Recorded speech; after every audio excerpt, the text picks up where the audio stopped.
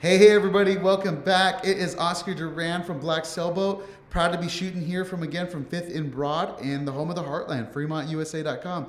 As always, here at my brother Mikey. Say what's up, Mikey. What's up? What are you laughing at me for? I Don't don't stop. know. We're Could going be to keep anything. recording. Could be anything. Could be anything. Well, this is like our fifth take trying to get it. Yeah. We had an ambulance drive by a minute. All kinds of activity, as Mikey likes to say. Right out the window. Hey, welcome to episode 2. We love shooting by the window. We are literally 8 feet from a highly busy street. Yeah. By choice, by the way. This is what we wanted. Yeah, it adds. As you say, it adds to our sound. I mean, yeah. But how are we going to talk about communities if we're not sitting in the street? Oh, there's an audio aesthetic that we're trying to build here. For sure. Well, hey, if you're new to our podcast, you didn't check in season 1 yet, or episode 1, obviously.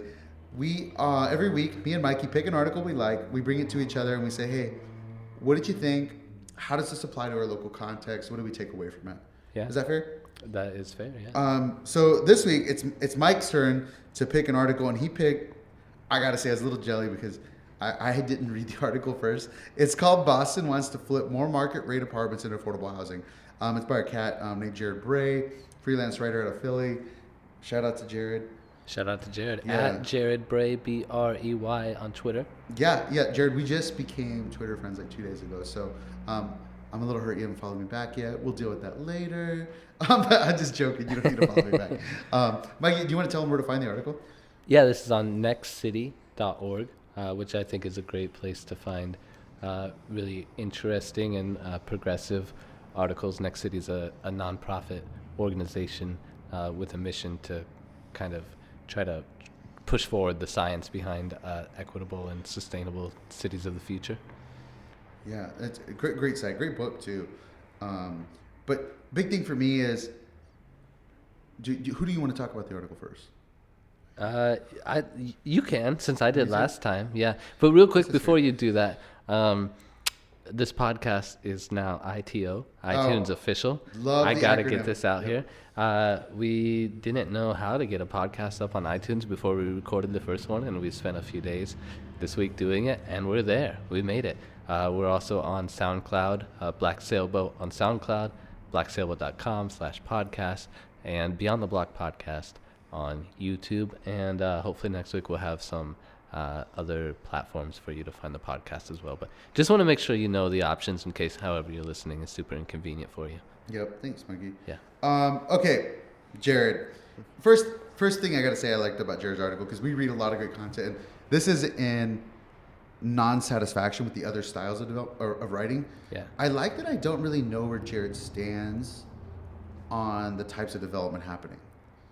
Yeah, it's not an overly opinionated article. Like I was saying before, I just would guess that Jared's a supporter of affordable housing. That's what he's writing on. Yeah, or incentives around that. But in terms of the nuances of things, I think Jared did a great job of just presenting the facts, and we mentioned like hyperlinking kind of some of the sources or something for further context that you could look into. So it was really a good starting point to really dive into something that Jared provided through his article. So shout out to Jared.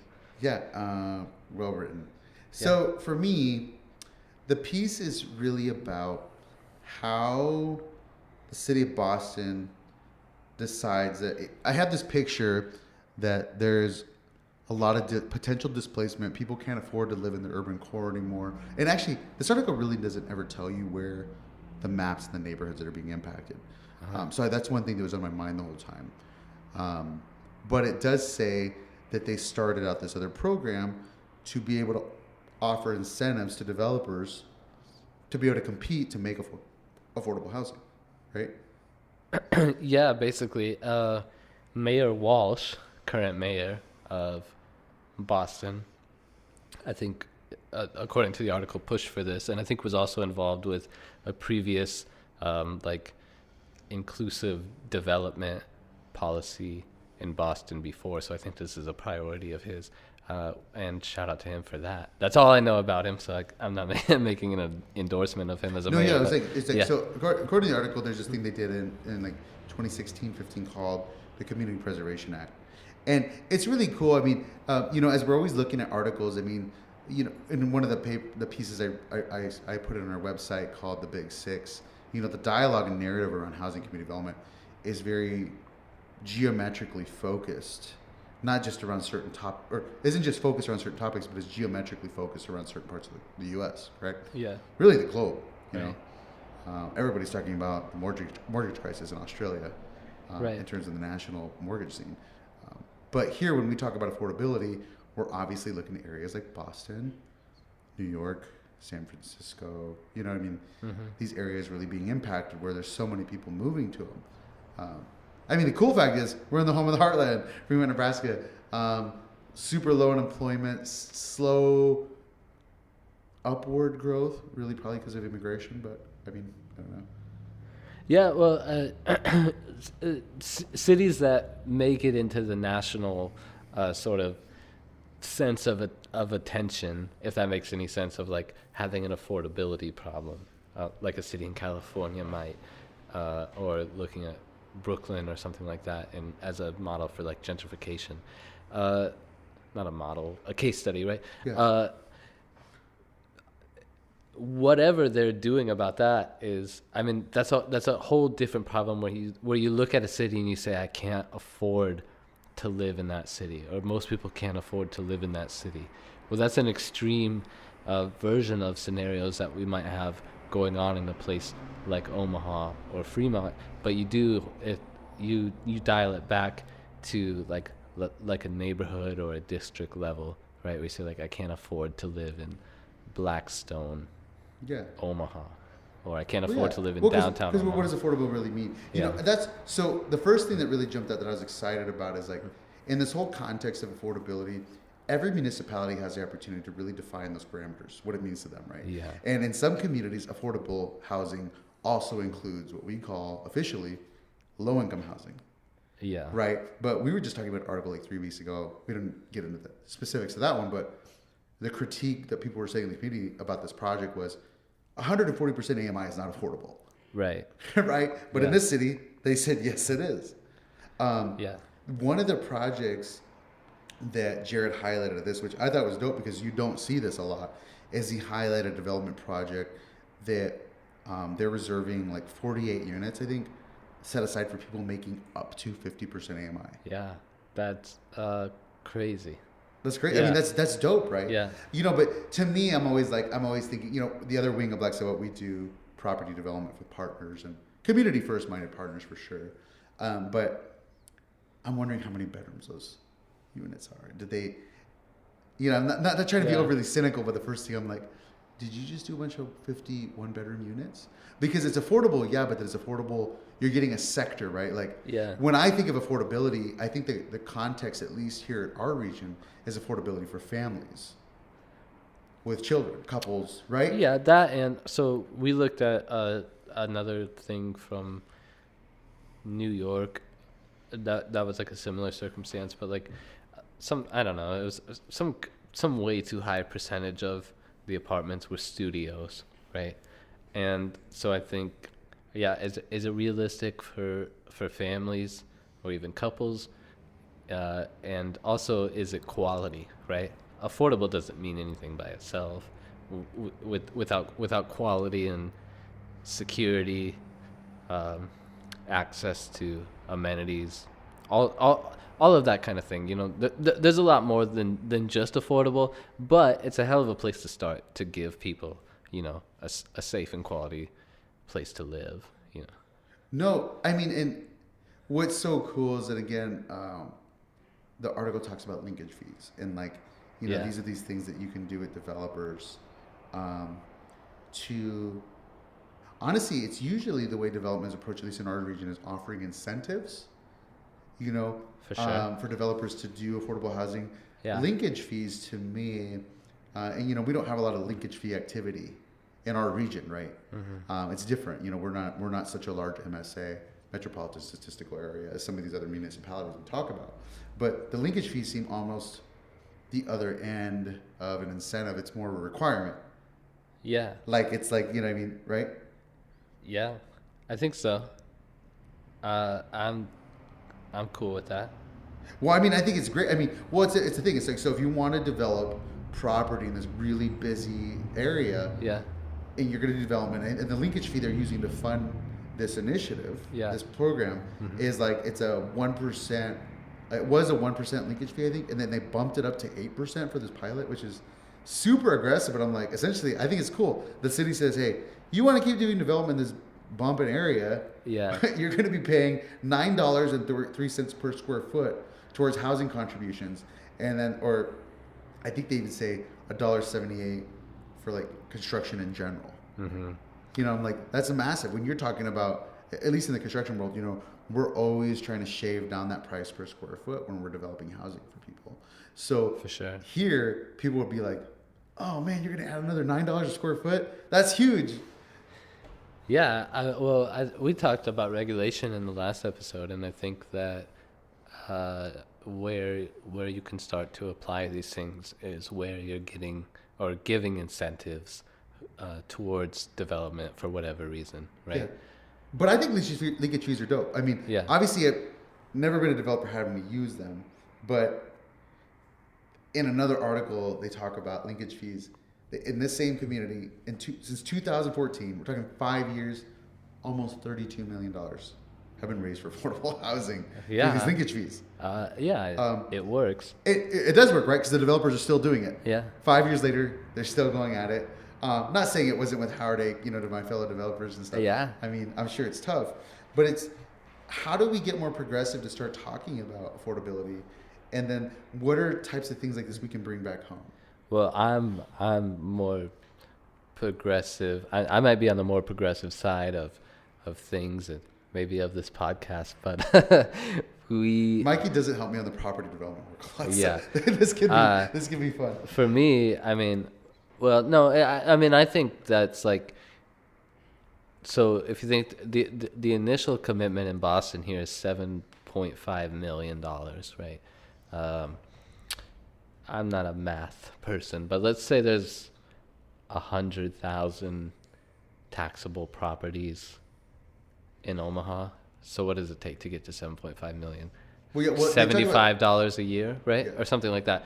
Not per person, but per unit. 75,000 per unit. To add to property tax, right? Yeah. To me, heck yeah, do that. Go for it, cities. But if you're, you know, kind of mayor in in economic, your platform is around property taxes, or you're around balancing a budget or whatever.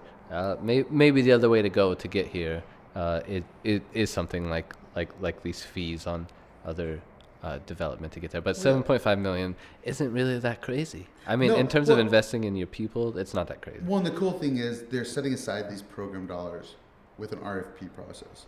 Right. So like it's not just anyone. It's similar like what we do with LIHTC and TIF and things. Like you got to apply. You got to go jump through some hoops. Show your pro forma that's built in. But you know the thing I didn't understand, obviously because we haven't done it, but it makes me think is like which neighborhoods, because it doesn't mention it. So to me, it's like, is it across the city of Boston? Like I remember he gave kind of a credit of like how many affordable units have been built in the city of Boston with this program. 54,000. Well, they weren't all in Roxbury. No. You know what I mean? Like, and Roxbury's just it's a solid neighborhood. You know, it's not like the struggles of Germantown right now, from what I've read about. Right. You know. Sorry, something in my throat. Two things there, I think. One, we don't know. There could be focus areas in the program. I don't know. I didn't look at that aspect of it. Two, I don't know. You've got to. It's situational, right? Like you've got to address certain areas of need. But I also think that you can't. What's the word when you throw everything in one area or something like? Concentrate? Yeah, you can't concentrate your affordable housing either if you want to have, you may have to around your transit lines and stuff because you've got to take it one fight at a time, or workforce housing or whatever. Man. But a sensitive button for me, like we were trying to we were anti-Cabrini Green, right, and concentrated poverty. Yeah. Right, as the I guess the social approach for me. I'm like, hey, I get it. It's more affordable to do a bunch, which is why we're pro mixed income developments now. Right. You know, so like part of the other, if you read about that preservation program, community preservation program, they talk about I think like for so many units that you build, there's another piece of it. You have to do X amount of affordable units. And I think it's like, here's an example, and I'm using very loose numbers, but just to illustrate it. Yeah. If we're going to do a building, a project with 50 units, we can either here's my understanding, do 18 units off-site somewhere that are affordable as part of our requirement, or we could do 14 units inside that same development. But they allow developers to be able to do it, so they're trying to. It's wonderful when you see programs like this coming out of big metropolitan areas because they're being progressive in the sense of like, a lot of what we talk about is like you build these archaic models of programs, and if they don't work for the developers, they're not doing anything. Yeah, right. I'm pro not doing the split there. I think if you're gonna mandate it, you mandate it. You're pro what? For the development you do. I'm saying, let's just for clear numbers, say you had an 18% mandate on affordable units, and you were building in a 100 unit like development, and mix in with like a little cute business district or whatever. I don't think you should be allowed to take your 18 units elsewhere. No, but and speaking from the developer perspective, I think it's great that they did that though, because sometimes it's something. No, yeah, I guess. I mean, there are so many things and variables that can throw. I don't know if they got these in some of these neighborhoods. It has an NCE on it, an NCE overlay, neighborhood conservation and enhancement overlay. So they're going to have to sink another 10% of their exterior development costs into aesthetics that weren't projected. And those, so I mean, I think it's important to realize, and to me, it was good thinking, because as a developer, I'm like, hey, I can really approach my project and say what's going to make it cash flow the best. Because I mean, when we're even talking about financing these things, the banks aren't going to let us do it, and our partners, our funders, aren't going to do it without that pro forma, showing the cash flow in 3 years. And something like that, like I like that they mandate having to do affordable, and I do like that you have the ability to do it offsite. I get where you're coming from. Yeah, maybe. I mean, I think I care less about the developer side than probably you have to. But the thing is, I'm talking about when it comes to city incentives, right? If you're funding your own thing, or if it's between you and the banks, whatever, that's between you and the banks and your own market rate thing. But the problem is, those are the type of things that drive what it means to live in a market rate area up, because you're building there and you're saying, well, look, it's close to here where you get brunch and this and that, and the university or whatever it is, and that shouldn't be exclusive to people because it can be, or because there's a need for cash flow. And if it is, then fine, then exist in the market rate side of things. But if it comes to city incentives, and it's again, different. I think the whole point of the article though is it will exist in that realm, but the problem will be is speculators and people with bigger dollars are going to build non-affordable units.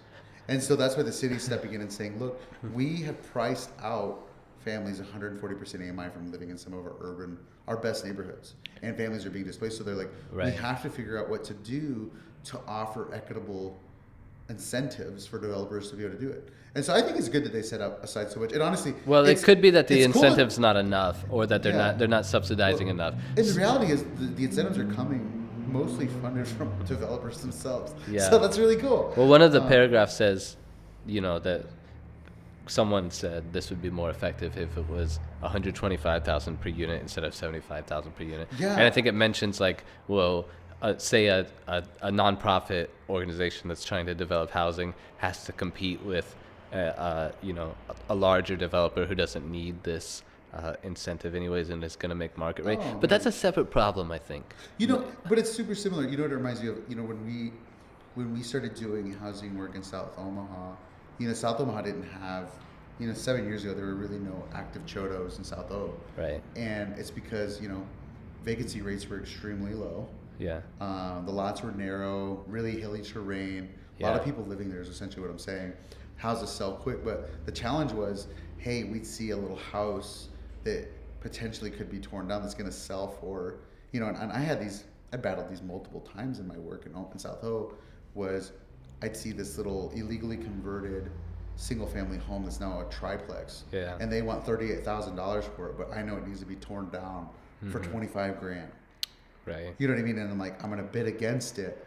But believe me, it was hard to convince my boards at the time to be like, hey guys, can I have an extra 25 grand to buy to tear this house? And actually, I need 35 grand because 25 is not enough. Right. So I get what he's saying on that, like 175,000. But I do think that's also like, and I don't know the scene, but to me, I always compare it to like what the building costs are here. And I'm like, here, you know, we're doing 6 units of housing in downtown Fremont. We're going to probably invest total of 150,000 per unit in these 6 units we're going to be doing in the next 18 months. But, you know, and like they're talking about 125,000. Yeah. Well, I think, one thing I think you brought up that I don't think we noticed is like this program applies to occupied buildings, right? And I think there's some terms around that you can't like displace anyone because of it. And we haven't read any of that, but it does Yeah. mention, I don't think they have to be occupied, but it talks about there's no rules for occupancy. No, yeah, right. So like you could have a waiting period in terms of like how you have to do the development, you know? Yeah. And that makes it tough, you know? Yeah, I don't know those specifics. I remember we did this project with the city of Omaha once, and they started this, you know, was to incentivize a renter-owner rehab program. Right. But they couldn't be occupied units. And I told the city, I was like, hey, we're in South Omaha, we're going to have a problem with this because everything's occupied, right? And they were like, right. No, we've been using this program forever. How many people applied to that program? 0. It was because they couldn't move people out. They built this program that was old. And so again, the thing I love about this is it highlights to me the importance to be more creative with our programming. Yeah, and I also like that there's a requirement to keep the units affordable for 50 years as part of the agreement between the developer and the city.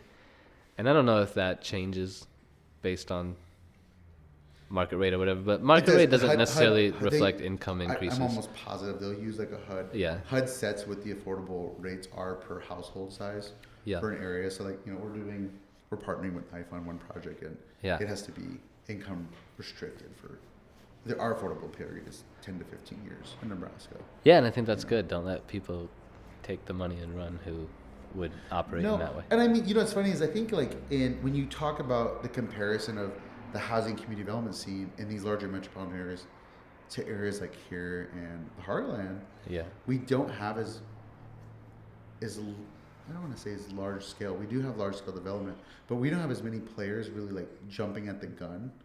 Yeah. So we just have we really do have a lot of good folks doing development in Omaha. I do got to say that you don't hear about these stories of, I mean, the closest we probably got to was like Hanscom Park and, you know, that whole area with what's being done, you know, south of Turner Park, right? Yeah. In terms of like gentrification, I don't think we've experienced it anywhere else really, and maybe Noto, but yeah, we'll see. There's not like, it's just different. And they mentioned in the article, I think kind of towards the beginning, like that to date, a lot of the players in terms of developing in this program were nonprofit developers, which I think we could have a whole another podcast about if we wanted to. But I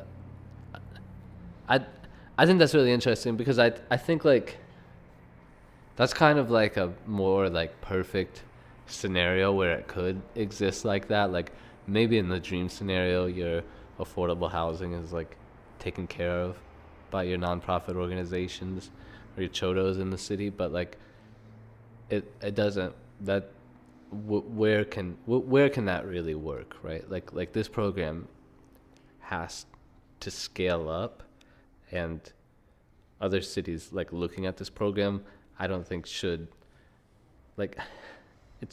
It's great where Boston started here, but like just watch what happens with this, and then see like you can see he's basically saying like Boston has to scale this up in a way that works on a bigger level. Like let's skip that part, right?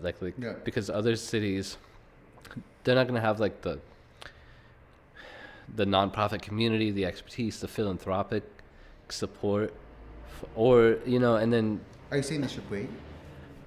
no, I'm saying that they shouldn't do what Boston is doing.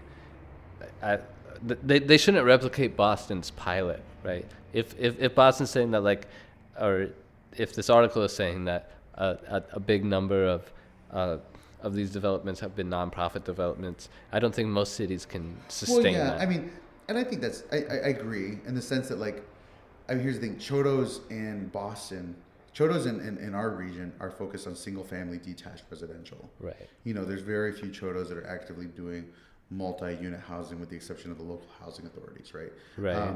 So it's a very different world over there because of concentration.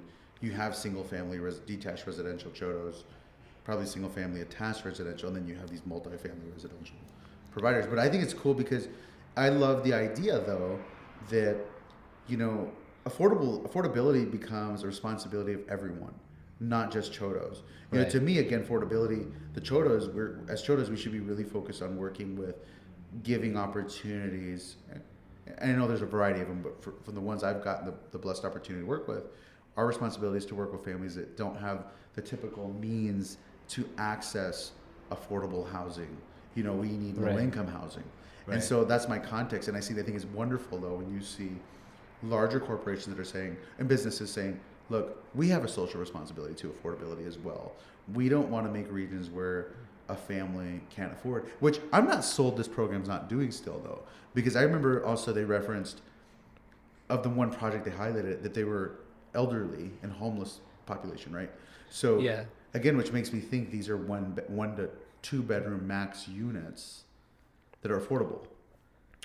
They could be. And also, if you are a developer going to take advantage of a program and make 18% or whatever of your units like affordable, like, you might go for your lowest price units anyways for those units, which might be your studio or your 1 bedroom, right? Yeah.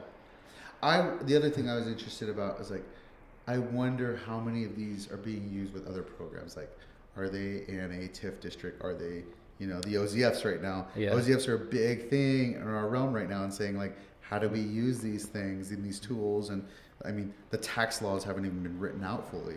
But I guarantee some of these projects are like, yeah, we're in an OZF. We can put some funds. It's a funding medium. And, like, we can really make it work. And it's not, to me, it's not like you're not getting focused on the money, but believe me, with the rising price of housing costs, construction costs, I mean, Right. It gets tougher to do this work. There's a reason that the majority of even builders in our region are building homes that are $220,000 and up, which in the context of here, that's roughly probably a home for 160% AMI person, Yeah, which I think is easy for people with no risk, no skin in the game to criticize, and which is why I say for me, it's what happens when we start to spend public dollars on it, right? But location matters, like you say. That's one thing I don't know from reading this article, where this is all happening, right? Mm-hmm. But location matters in terms of affordability for a lot of reasons, right? Like access to new areas, to new development, investment in underinvested areas, access to transit, access to jobs, access to food. Yeah. And you tie all these things when we pull in together these things that we call them like holistic, and we talk about community health, transit, all these type of things. That gets pushed off into these like cliche, like ineffective, like committees or whatever. But if you're talking about housing, you can't just throw out number of units. The location and how everything ties together really matters. Yeah, I love that you talked about like focusing housing efforts on like transit-oriented development sites, TODs. And it's important that we're building on lines where there's natural traffic, like to not have. I mean, we're in an automobile-centric community though. Right. So I gotta ask. I mean, just so that we're not cutting in circles. What I don't feel like we are, but so that we don't. Right. Why did you pick this article? Not get fired again. I picked this article because Omaha has nothing of the sort in terms of any type of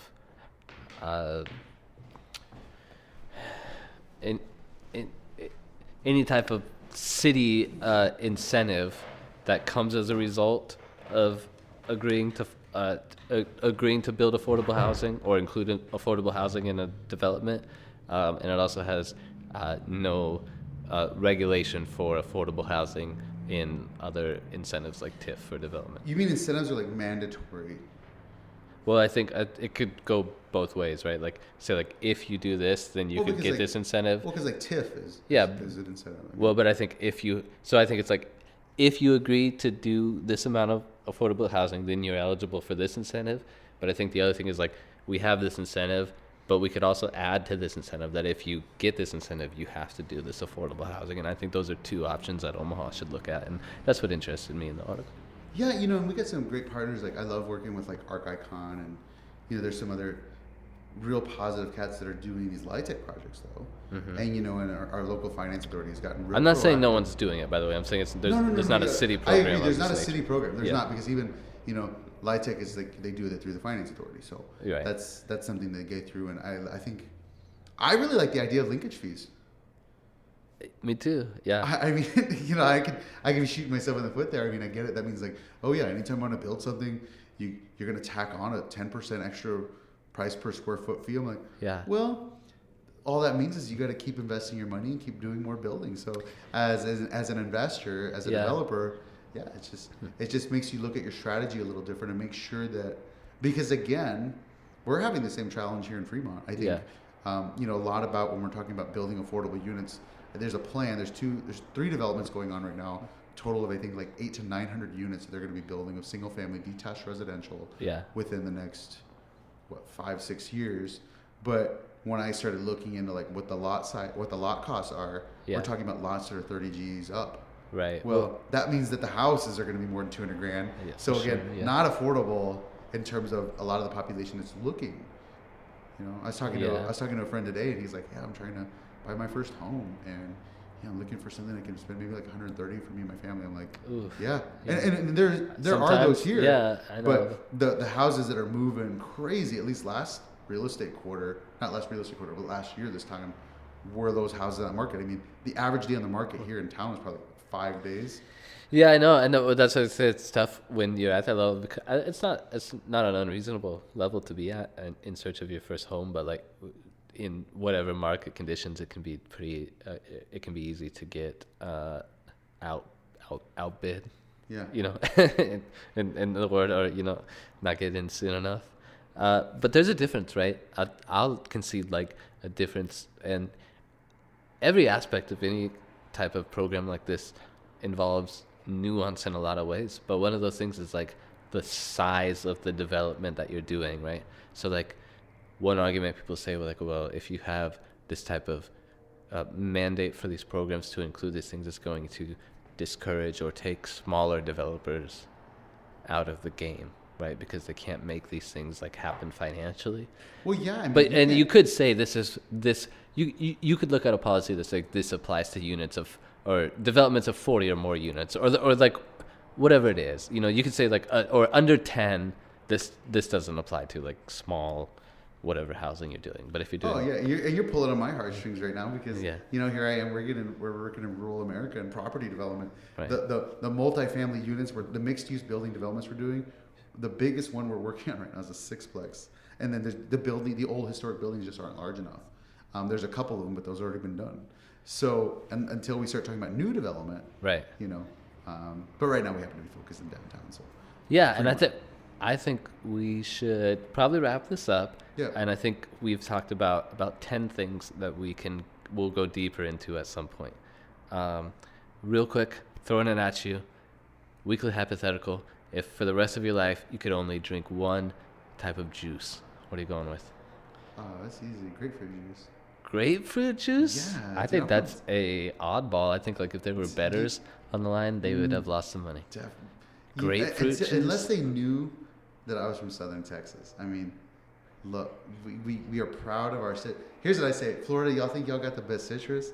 Texas, the Rio Grande Valley's got the best citrus. They just don't send it out all over. Yeah, but have you ever had grapefruit juice? I just drank some grapefruit juice yesterday. I Oh, love. man. And here's the other thing. I don't, and I'm big picky on this. And you probably now that you've never thought about it, but I hate when I ask for grapefruit juice and I get grape cocktail. tail juice? You Snob. It's not a snob. No, it's different. That's Snob. like punch. That's grapefruit punch. I didn't want grapefruit punch. I wanted grapefruit juice, a little bit of pulp, a little sourness. Yeah. Oh, I love grapefruit juice. How about you? I'm gonna be pretty basic. I'm gonna go with orange here. Why? Citrus still though. Yeah, whatever. I mean, I don't know. Orange. I don't know. I don't think I've ever seen you drink orange juice. I drink orange juice like when I'm like sick, but it makes me feel good when I'm sick, so I don't want to get rid of it. I would have guessed we drink a lot of apple juice. We do drink a lot of apple juice With vodka, but... with ice. And all right, I guess we'll be back next. This is gonna come out tomorrow morning, Saturday. So next Saturday morning, we'll see y'all again. See you again, guys. Take Peace. care. Peace.